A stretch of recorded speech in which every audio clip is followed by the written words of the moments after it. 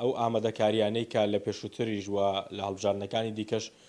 لەلایەن کۆمیسیۆنی باڵای سەربەخۆی هەڵبژاردنەکانی عێراقەوە گیراوەتە بەر بە هەمان شێواز و هەمان میکانیزم بۆ ئەم هەڵبژاردنەی ئەنجومەنی نوێنەرانی عێراقیش گرتووەتیە بەر لەگەڵ ئەوەشدا ئەو ئامادەکاریانە وردە بەرەو کۆتایی دەچن لە ئێستادا گەشتۆتەوە قۆناغی کە حزب و لایەنە سیاسیەکان کاندید پێشکەش بکەن جگەلەوە بەشێک لەوانە کاندیدی تاکن و سربەخۆن جا لەگەڵ میوانەکەم گفتوگۆ لەسەرەوە دەکەم زانم ئەوان چۆن دەتوانن بێن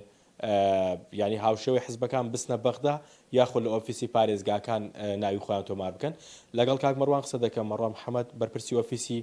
هەولێری کۆمیسیۆنی باڵای سەربەخۆی هەڵبژاردنەکان کاک مەڕوان سڵاوت لێبێ حزبە سیاسیەکانیش دەتوانن لێرە ناوی خۆیان تۆمار بکەن و کاندیدەکان پێشکەش بکەن چووکە لە دوێنێ و کۆمیسیۆن کۆدی بڵاو کردوەوەی پارێزگاکان ئەو بابەتە چۆنە و کاندیدە تاکانی چۆن دەتوانن ناوی خۆیان تۆمارکەم بوو بەشدار بن لە پرۆسی هەڵبژاردنەکە. بەڵێ زۆر سپاس بەخێر بن طبعا ئەم جارەوەکو باسمان کرد کە پێشتر بەرنامەیەکی ئەلکترۆنی بەکاردێتن بۆ پێشکەشکردنی لیستی کاندیدان فبۆیە نوێنەری ڕێپێدراوی حزب و هاوپەیمانی زەرورە سەردانی فەرمانگەی کاروباری پارتە سیاسیەکان بکاتن لە بەغدا بۆ وەرگرتنی کۆد بە حکمی ئەوەی کە حزب سیاسیەکان و هاوپەیمانیەتەکان لەوێ مۆڵەت وەردەگرن و داتای فەرمی لەوێ موجودە بۆیە دەبێت لەوێ کۆدەکە وەربگرن بەڵام کاندیدی تاچی سربەخۆ ئەوە دەتوانانی سەردانی ئۆفیسەکان بکاتن بۆ ئەوی کۆدی تایبەت وەربگریتن تا بتوانێت لە ڕێگەی بەرنامەکە لیستی خۆی پێشکەش بکاتن. واتە کاندیدتاکەکان پێویستیان بۆ نییە بستنە بەغدا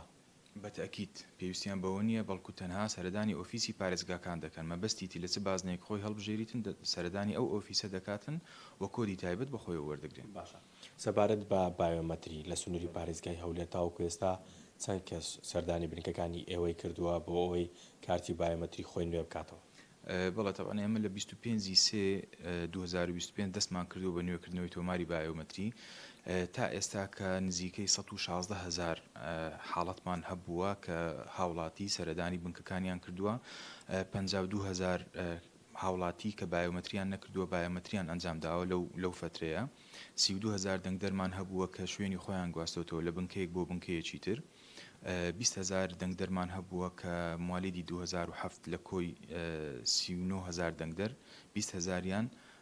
سەردانی بنکەکانیان کردو خۆیان تۆمار کردیە جگەل لە بابەتی ئیزافە و تەصحیح و با بڵێن حەذف ئەوانش هەبووە. زۆربەی ئەوانەی کە دەچن بایۆمەتری نوێ دەکەنەوە ڕەنگە فەرمانبەر بن یاخود خەڵکی کاسب بن ئێوە هەوڵتان داوە لە ڕۆژانی پشوشدا ناوەندەکانی ئێوە کراوە بن بۆ ئەوەی هاوڵاتیان بچن کارتی و بایۆمەتری نوێ بکەنەوە. بەڵێ بەتەکیید ئێمە لە سەرەتای دەستپێکردنی پرۆسی نوێکردنەوەی بایۆمەتری ڕامانگەیاند کە ڕۆژانی هەینی و ڕۆژانی شەممە بنکەکانمان کراون لەسەر ئاستی پارێزگای هەولێر 53 بنکەی تۆمارمان هەیە دەتوانن سەردانی هەر بنکەیەک بکەن بۆ ئەوەی ڕێکاری پێویست بە حاڵەتەکەی ناخب بگرینە بەر جاچە بایۆمەتری نەکردیە یاخود کێشەی پەنجەمۆری هەبووە یاخود دەیەوێتن شوێنی بنکەکەی خۆی بگواستەوە ئەوانە لە هەر شوێنێک کە نزیکە دەنگدەر دەتوانێت سەردانی ئەو بنکەیە بکاتن لەگەڵ ئەوەش ڕۆژانی پشووی فەرمی بنکەکانمان کراون و لە دەوامن لە کاتژمێر 8 تا 5 ئێوارە. بەڵێ سۆما ئەوە جێبیست بووی ئەمە ئەو ئامادەکاریانەی کۆمیسیۆنی باڵای سەربەخۆی هەڵبژاردنەکان بوو بۆ بەڕێوەچوونی پرۆسی هەڵبژاردنەکانی ئەنجومەنی نوێنەرانی عێراق